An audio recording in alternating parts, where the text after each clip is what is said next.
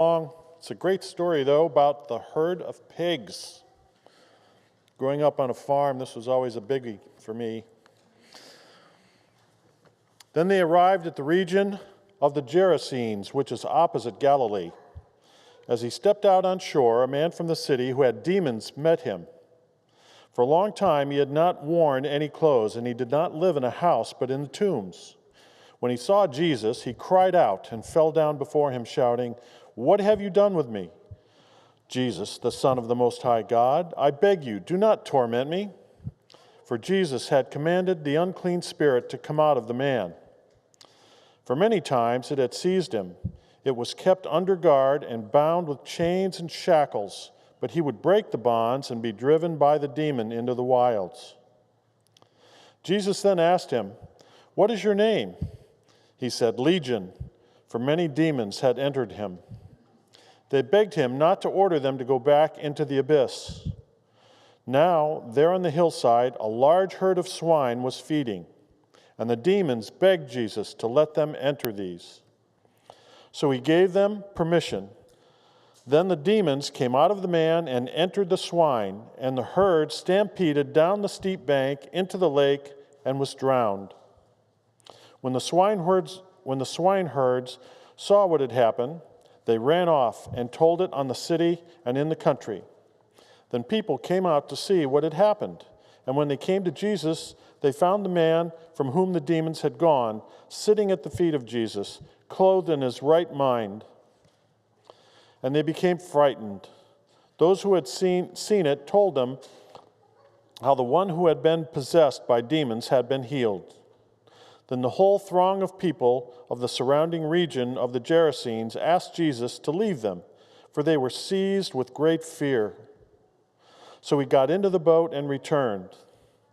The man from whom the demons had gone out begged that he might be with him, but Jesus sent him away, saying, "Return to your home and declare how much God has done for you." So he went away, proclaiming throughout the city how much Jesus had done for him. May God bless the hearing and reading of this message.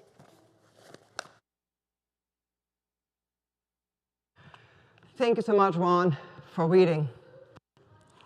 Last week was Vacation Bible Adventure, as you could see, and I love it. I love the kids and their enthusiasm. But what I might love even more is their questions. They're wonderful questions, and I love it when they ask because I might not know the answer, and then I'm asking myself. Did you notice that in our text there are two questions in there?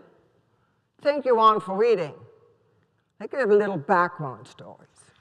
So, we have a person, no name, so it could be anybody. It could be John or Judy or Susie or whoever.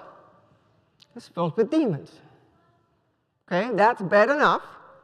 Somehow a power in that person, and we know the medicine then is different than the medicine now, so we don't really know what it was, but he has power overpowering him, so they're very, very strong at times, number one. Number two, he wears no clothes. That's weird, very weird. Number three, he lives in tombs. That's even more. Okay, we have this person with these really three wonderful, weird, and again, I'm asking now, I'm like a kid asking questions. That is really weird. What is going on? And then he meets Jesus, or Jesus meets him. And did you notice the first question in verse 28? What have you to do with me, Jesus, Son of the Most High God? That's a very intelligent question. Not only what you have to do with me, but he, the person with no name, the person with demons, the person with no clothes on, and the person who lives in tomb, recognizes Jesus as who he is. None the less.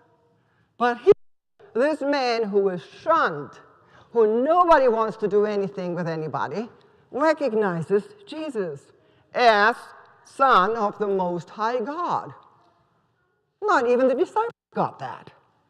But here, that person, nobody wanted to do anything to do with. And if you think it's going to get even weirder, it is. Because then the second question asked, Jesus asked, what is your name? He doesn't say it's Paul or Anthony or whatever else. He says Legion. That is not a name. Legion is the military unit of about 6,000 men of the Roman army. So the person says, my name is a big, huge military unit. Okay? And then, why the pigs? The story could have just ended in Jesus heals a person who has demons, who is not clothed, and who were living in the tombs. Why pigs? Why are the demons sent not into, as we discussed earlier on, into mosquitoes, into anthills? Why pigs? Pigs are unclean for the Jews. Jews did not have pigs because you wouldn't eat them. Why would all these demons, the many of them, the legions, the 6,000 of them, be sent down and all they do is fall down the cliff and drown? That's a lot of pork chops. And thinking the prices for right now, that is expensive, a waste of food. Especially, but the people don't even eat their food. So it has to be something more. And I think, not only do I think, so I was wondering, why the pigs? There has to be an answer. And then I thought, the gospel is not necessarily written for us now, living in Westerville or wherever we are living for the year 2022. The gospel is written for specific people at a specific time, and our gospel story is in 3 out of 4 gospels. That means it's really, really important. All of them have the pigs. Why? And Luke, from which we have our gospel, is very similar to Mark, the first gospel. Wrote when the Romans and the temple, when Jerusalem was on fire. So, I'm putting my thinking hat on, I'm asking questions. Where am I going with all these questions? Well, the only answer I find convincing is that people then spoke in code because they were living under occupation. And as in any occupation, you can't speak the truth. And any occupation of the Romans were like any other occupier. Just go till you look what the news is happening in Ukraine. Same thing. But this little small people not behaving very politely. And you want to say, get out. How do you say that without saying get out? How do you say that we want to be free without being even more oppressed?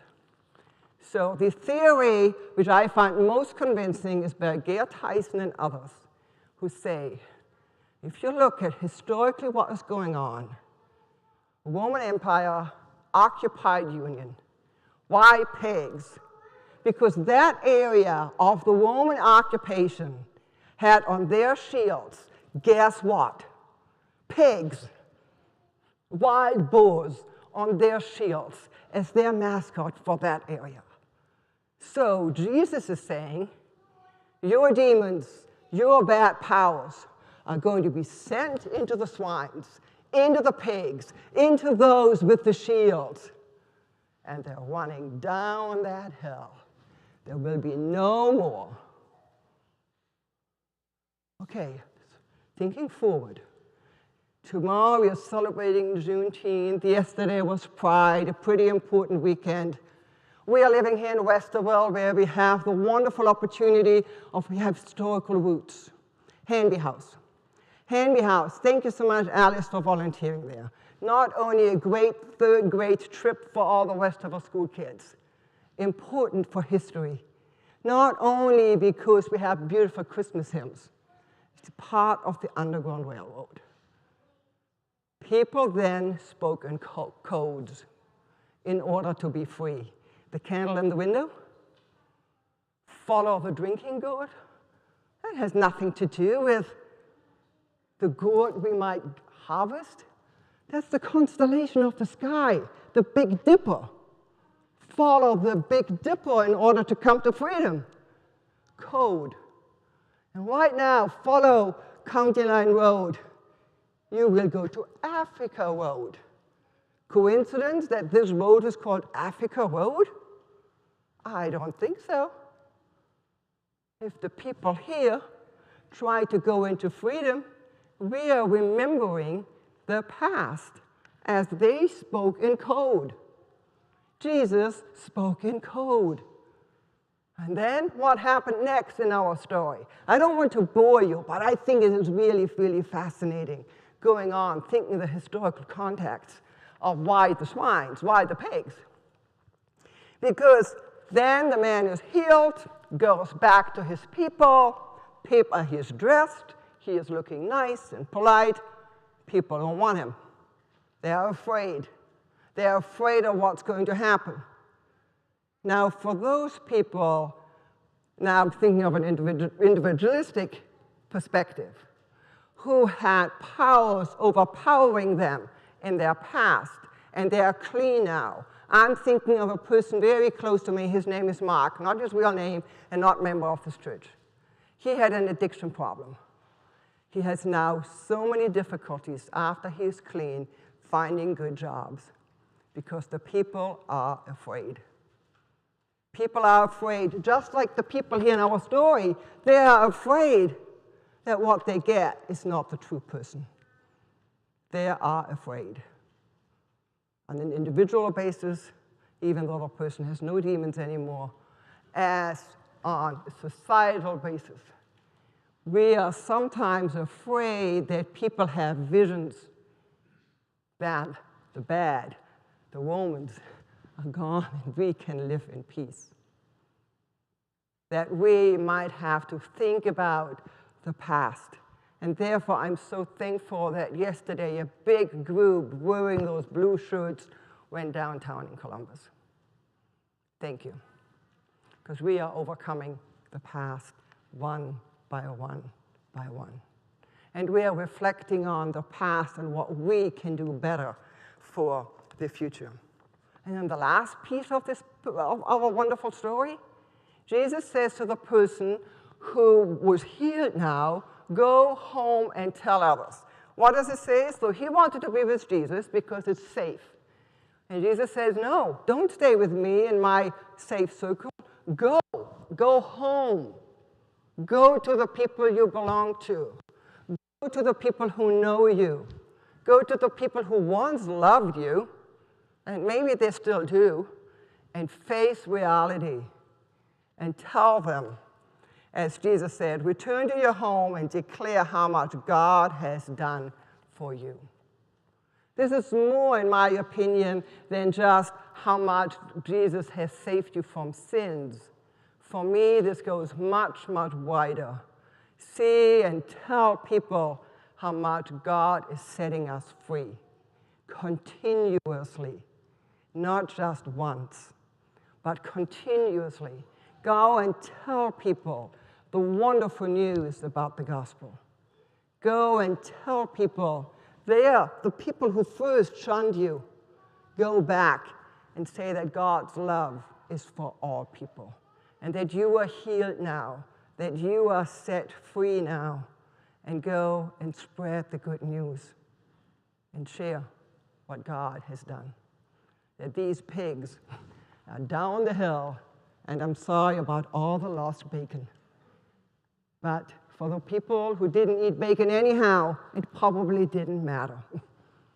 Go home and tell others what God has done to you and to all of us as people, and how we have the vision and the hope of living all in peace. Amen.